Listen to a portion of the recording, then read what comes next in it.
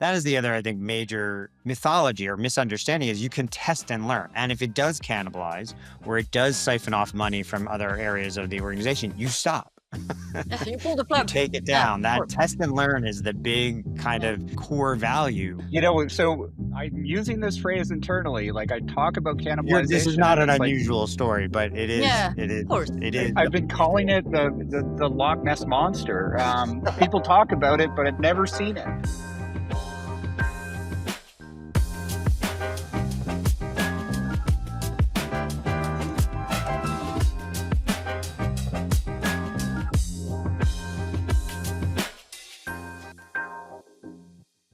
Salut tout le monde, bienvenue sur The Media Odyssey. Cette semaine, on fait l'épisode en français. Non, je plaisante. Voilà, c'est Evan Shapiro. Oui, c'est Marion Ranchet. Pas mal! Et cette semaine, we have a guest. Let's move to English because, yeah, there's no way Evan can do that, but actually, we could All do it in can, French. right, exactly, that's Yeah. funny. Yeah, so we have a special guest, a friend of the pod and a real special guest who has a really fun, story to tell us, from CBC, Paul McGrath. Welcome to the pod. Hi, Paul. Thank you. What is your title? What is your official title there at CBC? I am the senior director of strategy and audience development for the entertainment unit. What the hell does that mean? So we spend a lot of time thinking about how do we reach and engage new audiences on new platforms? How do we distribute our content? And how do we, in sort of broad strokes, transition a legacy media company to become a digital focused media company? Yeah, and tell us about Nice. CBC. So CBC is a public service media organization. It is the public broadcaster of Canada. But Mhm. tell us about the current operational state of CBC in Canada. So yeah, we're the public service broadcaster. We are about 90 years old. CBC was originally founded back in the I think like 1940s. The origins were really around radio, and then expanded out into television, and we've had a long history of doing that. And then for the last 20-25 years, also the expansion into digital spaces, websites, apps, social, YouTube, TikTok, etc. Um, very, very broadly, we have been wrestling, I guess, with the transition of the audience from linear platforms to digital platforms over the last 20 years. And personally, I have been involved in that work in one way or another for most of that time. I've been at the company for about 20 years now. Wow. Paul, can I ask you, when I hear public, my mind goes to how is your company, your organization funded? Is it the government? Is there a license fee? Can you do advertising? As a European, it's immediately, I have those bells ringing. Yeah, so we have a bit of a hybrid funding model. So there is a chunk, about roughly a third of our funding is coming from advertising. And then about two-thirds of the funding is coming from a government appropriation. And then we also have sort of a French service and an English service. And then the funding kind of spills out into both of those services. Okay, super interesting. And you work on the streaming app, the CTV app, audience development in within that area, right? I do a lot of strategy and strategy execution work around that area. And then I also have another hat, which is really focused on YouTube. Because in the last year as an organization, we made a bet, and we made a big strategic bet to say there's something happening on YouTube. We hadn't put a lot of focus on it over the preceding few years, and we said we need to put a strategic focus on it. So that was a project that I took on with a lot of people, and a number of colleagues, and I kind of split that up. What was the attitude that you had towards and I don't mean you particular. I think your attitude was this was an area that we should be exploring and we should be exploiting. But prior to about a year ago, what was the organizational attitude at CBC towards YouTube and social video writ large?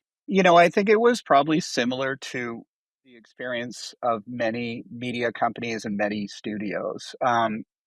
We had gone through a cycle where we launched our own streaming service. We really wanted to focus on expanding that streaming service, really want to focus on acquiring new audience. And we had to learn a lot after the launch of that service. Like we, as an organization, we had to learn, how does retention work? How does churn work? How does product development A work? whole different Ho business, going to Exactly, the consumer in that exactly. fashion, yeah.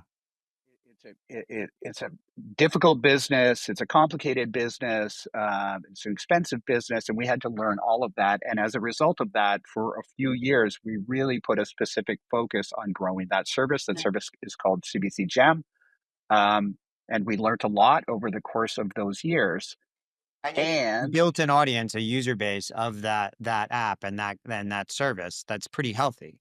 absolutely, I mean, we're just coming off the most successful year we have ever had with that service. So that experience paid off over time.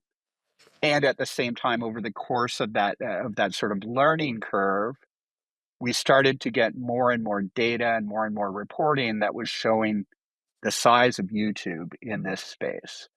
Um, and I think one of the first reports we got was the fall of 2023, October 2023, around there. We got a first look at an NVP reporting from Numeris, which is similar to Nielsen in the United States. And that reporting showed that if you stacked up all of the streamers, all of the social, all of the TV, broadcast, cable, everything together, that YouTube standalone was number one in terms of total viewing across all devices. And that was the first time we'd ever gotten that snapshot. And this was I forget the first time the gauge came out in the United Yeah, States, but yeah. it was a few months preceding that. Mhm. And when that happened, it made us take notice. Yeah. There's something here. We need to think about this. We need to think about a plan here. We need to put together a strategy here, and we need to figure out to what degree are we prioritizing that. So you're grappling internally on how to take advantage of this new burgeoning distribution platform, Mhm. and then you convened. We were talking about it. Actually, we were recording it, so we have this on camera. But you convened a meeting to go over this stuff. And what was great is you had done all this thinking and research. You had numbers of internal, metrics to share with the team, but they hadn't necessarily been shared in such a way where a decision was the desired outcome. There was not consensus. So at that point, by the time we got to talk to you, Evan, in Toronto, there was probably 2 or 3 months of conversations and meetings that preceded that. And the consensus wasn't there because of there was concerns about audience cannibalization. There was concerns about undercutting our revenue, our streaming revenue and or linear revenue if we go to a new platform like YouTube. So two And things. One, what yeah, was there data to back up the cannibalization fear? no. So I'm using this phrase internally. Like I talk about This is cannibalization, not and an it's like unusual story, but it is Yeah. it Of is course. it is I've been calling unusual. it the Loch Ness monster.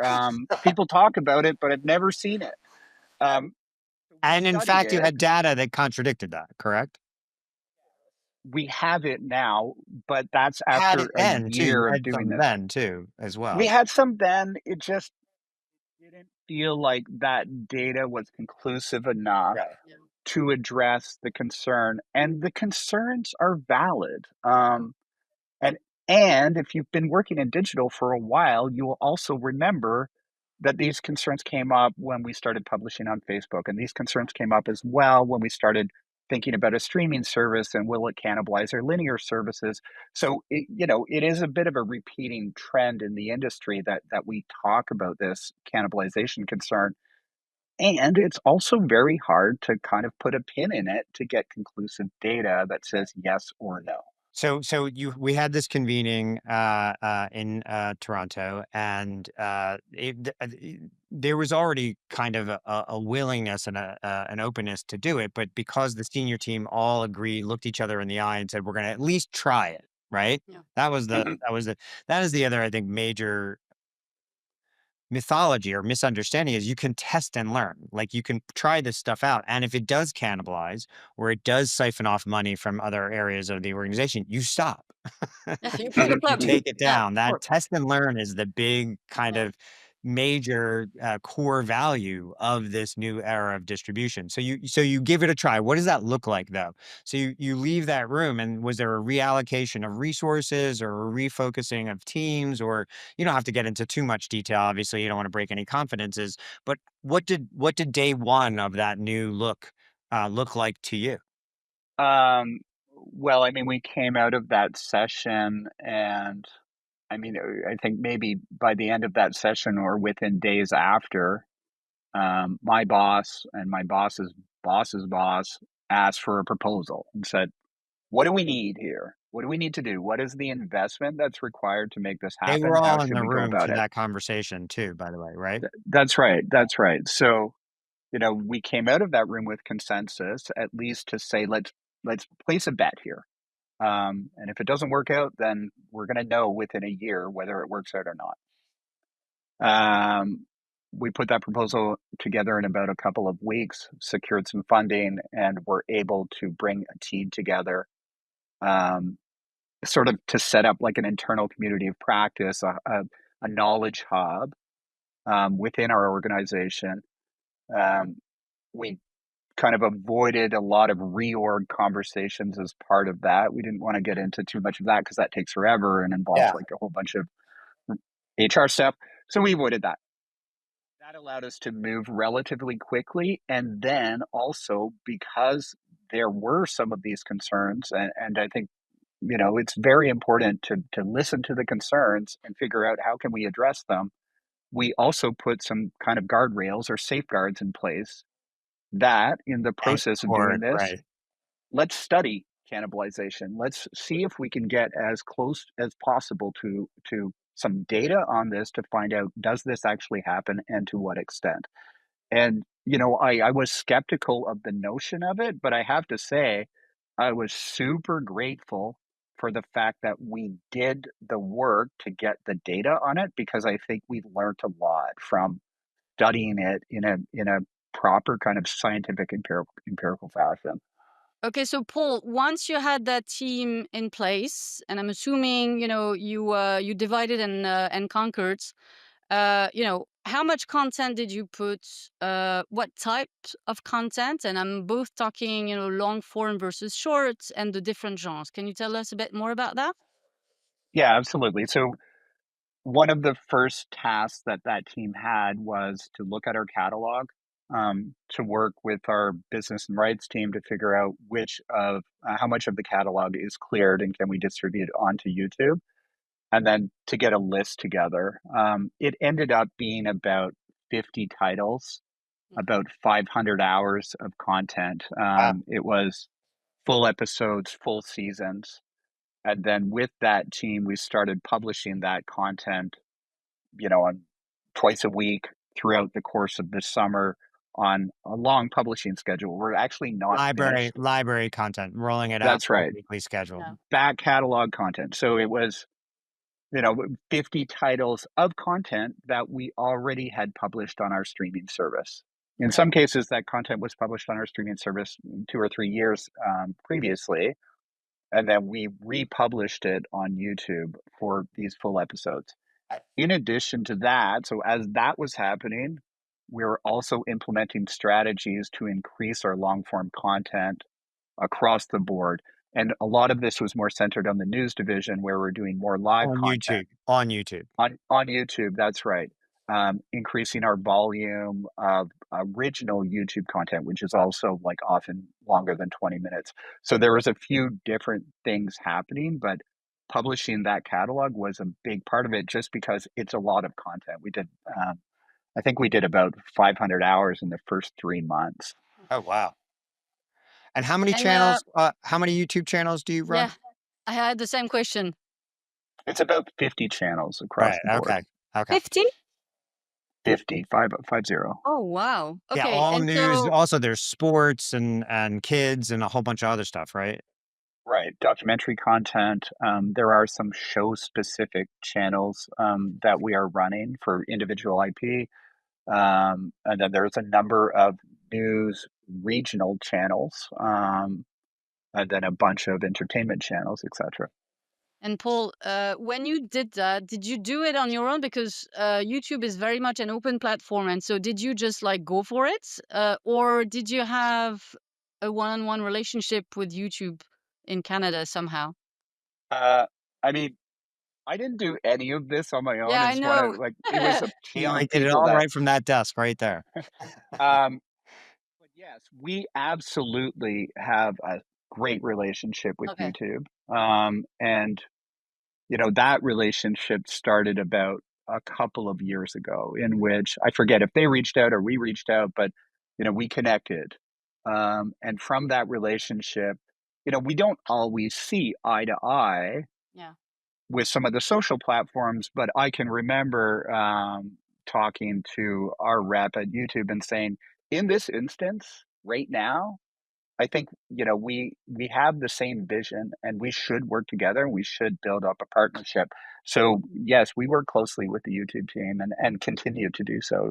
So how long have you been in this new mode, that you would say, leaning into YouTube as a distribution platform? It started in the spring of 2024. So we're just A now year? closing off. Yeah, we're just about finishing our first 12 months of this sort of this bet and this new approach. So let's take a look at the numbers now. When you look at the numbers right now, if I understand this correctly, 20% of your overall content across your 50 channels or so is long form. Would you mean 20 minutes or 30 minutes or longer? 20 minutes. 20 minutes or longer. But of the series and other titles that you've put out there, a lot of it is not just 20 minutes or longer. Some of it's an hour or so, correct? Yeah, that's right. I mean, our documentary content, for instance, is often going to be an hour, sometimes more. Some of the live stuff, if we're doing, say, a press conference or something from the news division, that will be, could be 40 minutes long, could be longer. So it's a mix. So of your overall content, and we're talking about probably thousands of hours here, about 20% of it is long form, 20 minutes or longer, but that 20% is 47%, almost half of total usage. That's right. So it's punching Um, more than 2x above its weight. totally. And I was actually surprised to see how large it was, given that, that other 80%, there's a lot of short content in there, Yeah. less than a minute, maybe less than 2 minutes. And a lot of that content gets millions of views. Right. So I had an expectation that at least in aggregate, that would account for a large amount of the total Not the watch case. time.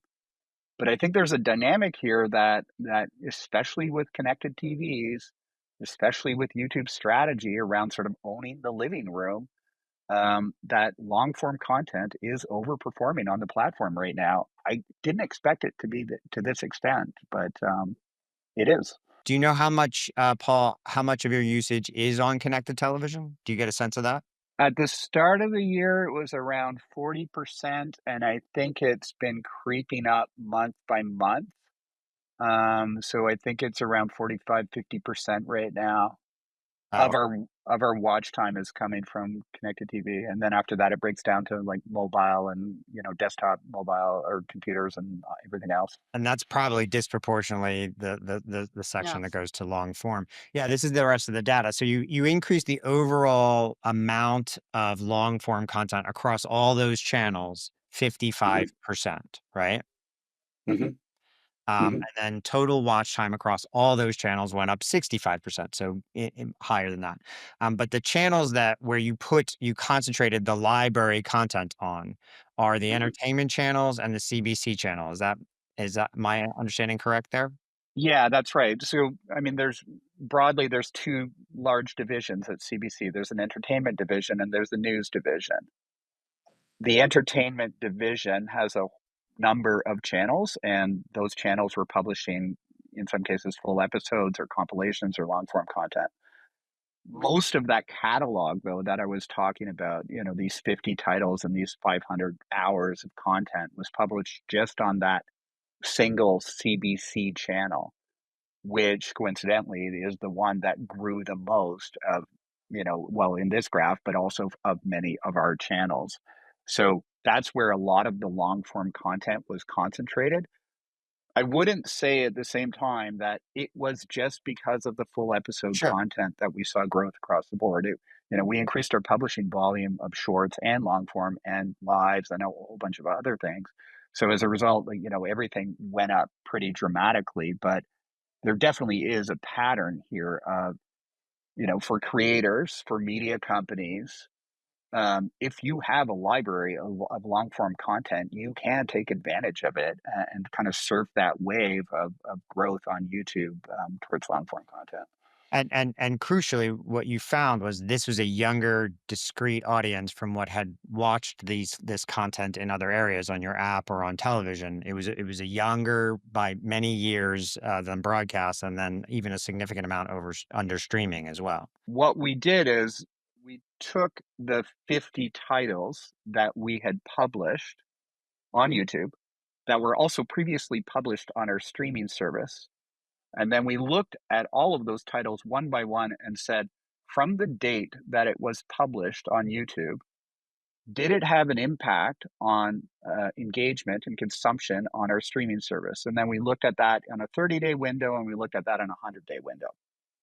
So take all the titles that we published on YouTube, and from the date that they are all published, what was the impact on our streaming service? If the hypothesis is cannibalization, you would expect that when you publish on a different platform like YouTube, it would take away from the consumption you get on your streaming service. The net result that we found from studying that was the opposite. It actually increased the engagement on our streaming service from the date it was published on YouTube. Wow. Well, Not you causality, mentioned, though. yeah. This is No, not a causality. So coincidence. They happen simultaneous, right? It happened simultaneously, and what we think was happening was that we had windowed the content that we published on YouTube to align to premiere dates on the streaming service, Smart. which therefore has a marketing campaign around it. And therefore, we think what happened is we got a lift both on YouTube as well as on the streaming service from publishing in both places. so you focused on the IP. You focused on We the focused IP. on the IP. You put library ahead of premiere of new content That's or right. not okay. So So it let's say was a past largely season. timed to line up with the premiere of on the streaming service. So say a week before we would publish a previous season for the new premiere. And then the other thing that we found from this research is that there is a very distinct pattern of audience decay or audience retention over time, meaning that from the date that you publish a title on your streaming service or on YouTube, there's a predictable pattern of consumption that decreases over time. Sure. So, same as, DVD sales back in the day, they don't last forever. But in looking at that and understanding that pattern, what we noticed is, first of all, those windows in which you get most of your consumption on your streaming service are quite a bit shorter than we had Mm. expected. And two, what we found was there's probably an opportunity to take advantage of the halo effect given the window is short. So originally, our publishing approach on YouTube was more like take your titles, publish them on YouTube, say a year later. Now, what we're thinking about is to say, okay, so if there is this pattern of audience decay and it's quite a bit shorter than what you expect, it allows us to ask the question, what is the appropriate time at which you should be moving your distribution from your streaming service to YouTube and or Netflix or Amazon or whichever others, because the windows of time that you can kind of extract that consumption from your streaming service are relatively short, which allows you then to say, okay, I've gotten the value from this title Mm. on this service. Let's move to the next one because it's a new audience. I love that. I love that so much. No, but I love it because everyone is, I mean, all the industry discussion is, again, around cannibalization, etc. But to the point you were making at the top of the episode, uh, at some point you had only TV. So this was what you were playing with. And then you had streaming. And so you had to mind this and the other. Okay, TV window, streaming window. Now you have social, you have YouTube, and then you have to bring that into your windowing strategy. But there's a smart way of being available across all of those platforms. And to your point, test and learn, right? I'm not saying it will work every time, huh? But it's really repeating. Just you mentioned Netflix. People they want to put anything on Netflix. Well, guess what?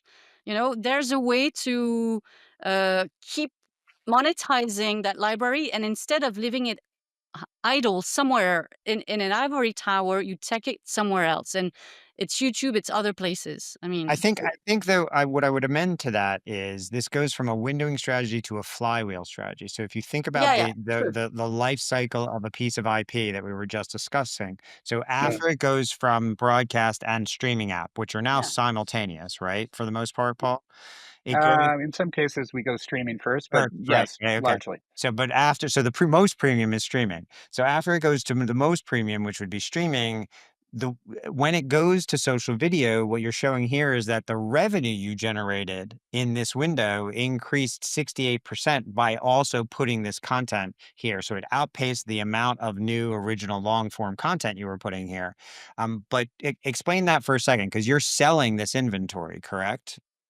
We are selling and yes, we're monetizing all of this inventory. So I think there's a couple of kind of benefits to it as a media company. You have your linear monetization, you have your streaming monetization and audience reach and engagement, consumption, all those benefits.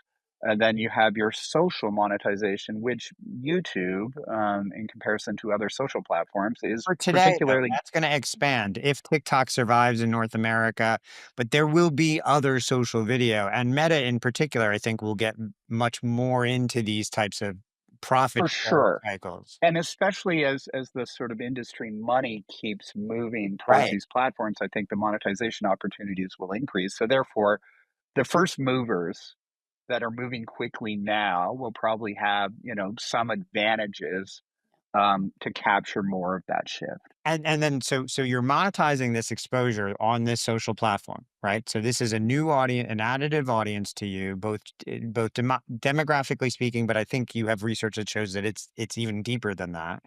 Mhm. So you're monetizing this new audience. And then also, this is where it becomes the flywheel. It is promoting the mothership because you saw not only was there not cannibalization, but there was increased usage on the streaming app of certain IP. And if I remember correctly from what you said at the beginning, you had the most successful streaming app year that you've ever had. So while this was all happening on social video, all boats rose for you because you were just you know, long story short, reaching a larger aggregate audience as a result of all this work. So that's where it goes from windowing to kind of yeah. like it's a virtuous cycle here. It is a flywheel. So, a couple of things on that. One is, I kind of use the term that YouTube in some ways is a bit of a triple threat. It allows you to reach new audiences that are often younger. It allows you to publish content on the platform that also correlates to viewership on your streaming service, and it allows you new revenue. On the point of correlation to your streaming service, that's the research that Natasha Hritzik did at Warner Brothers. So what she did is she did a large study. She took 15 titles and looked at the streaming audience and then engaged with a third party that had a panel of 3 million users. Wow. And from that panel, kind of reversed engineered, did any of these users consume short form content on YouTube, TikTok, Insta, whatever other platforms prior to watching the streaming title, one of these 15 titles?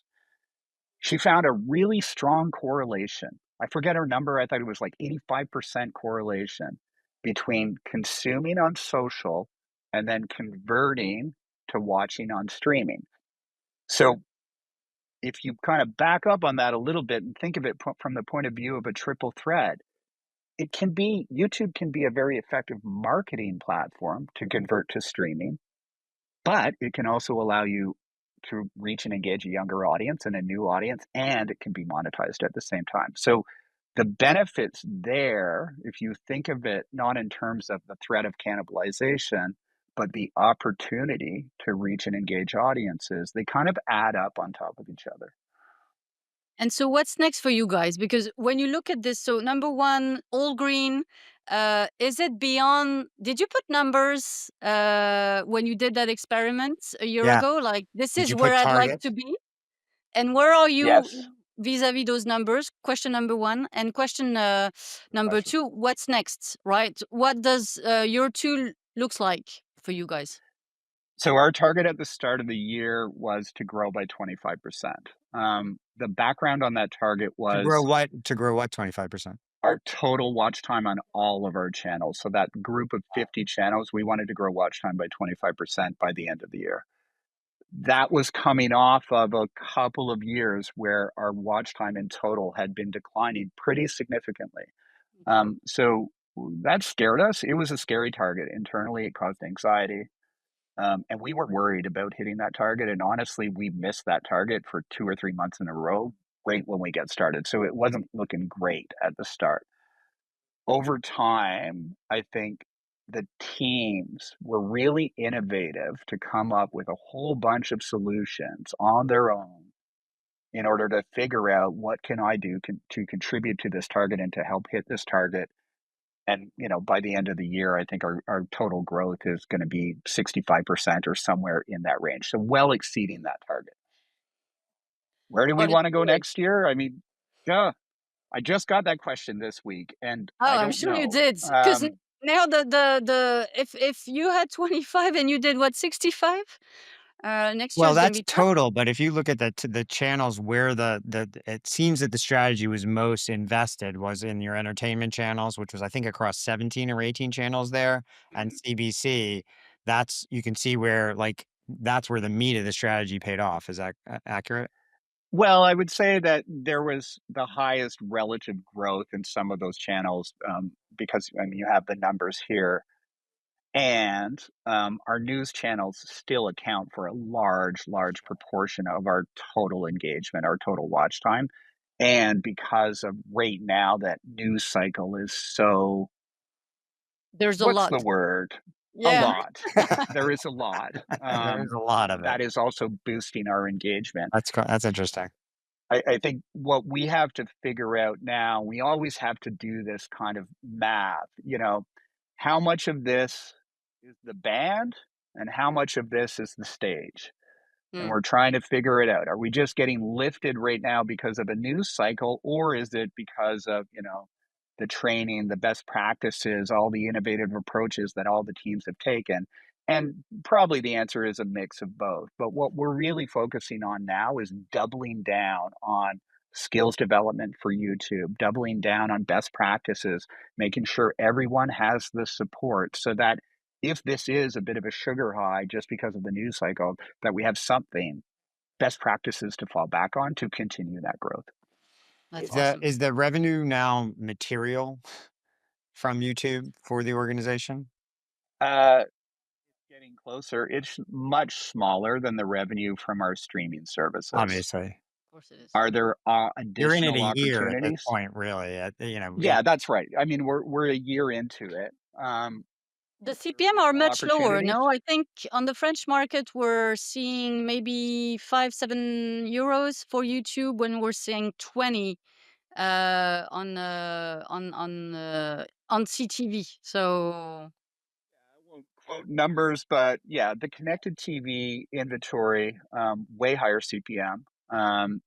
We're seeing high CPMs on our fast channels, which is, by the way, also another exceptional area of growth that we've seen.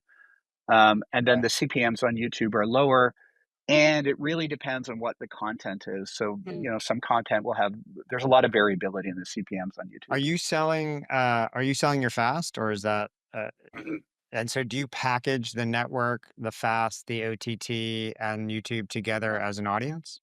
Yeah, we do. So we sell it all as sort of bulk inventory from different sources, and that direct sales approach is one of the areas where we've seen the strongest growth Yeah. in revenue Doesn't that from enable you YouTube. though then to pull up CPMs kind of across the board? Because the younger audiences would typically be what would be, for many advertisers really attractive. I'm curious as to does that help you get to a CPM for the total audience, or are you still segmenting them by platform at that point? We still segment them by platform. This is not my area of expertise, but Sure, we sure. do it because the shares are different. So Yeah. like the YouTube revenue share is different. They operate on a kind of floor price when you're doing the direct sales. So the shares on different platforms are going to be different. So therefore we just look at them individually because you can't add them together or Okay. not easily. Wow. That was Yeah, so that was anyway, this is, I insane. think Thank yeah, you. this is a great story. If there is one takeaway, if there was one lesson that everybody can take away from your, example, um, for success in this area, what do you think that would be? I mean, it's sort of like check your assumptions. If we can adopt a posture where we don't assume the world to be a certain way or a way we want it to be, and adopt a posture where we are curious and want to learn about how our audience consumes, I think what will happen is we will be surprised and we will be more nimble and more effective in how we approach distributing content across many platforms. My mantra these days is take your IP and amortize it as across as many platforms as you can. That's essentially the game now. So I think the data can really help inform that. Husk and all. Great. That's a great case study. Thank you so much for sharing this research with us first. Thank you for doing the homework, frankly, not just taking the swing and taking this chance and having it pay off, but also to do the homework, the research that can help so many other people learn from it. It sounds like that was your intention from the start. So thank you for that. Thanks for being a great guest, Marion. That was a great episode. I hope you had a good time on this I ride. It was did. fascinating for me. Yeah, I think it's great to have more examples. So we had Matt from Channel 4, now Paul from CBC. I think, those trends are similar across the globe, but it's very interesting to see different companies in different markets, go about it. And there's some similarities, but some differences as well. So, I want to keep doing that. I think this is where people get a lot of value from the pod. And yeah, thank you for coming over. Oh, absolutely. It was a pleasure. That is Marion Ranchet, and your newsletter is called Streaming Made Easy, and this is Evan Shapiro. Your newsletter is? Media, say Media War and Peace. Ah, pas mal. Well Bien, done. bien. A bientôt. Au revoir. Au Oh, revoir. oh my goodness. Paul, hein, c'est pas possible. C'est hallucinant. Till next You're time You on have to American. practice. the podcast. Bye. Salut.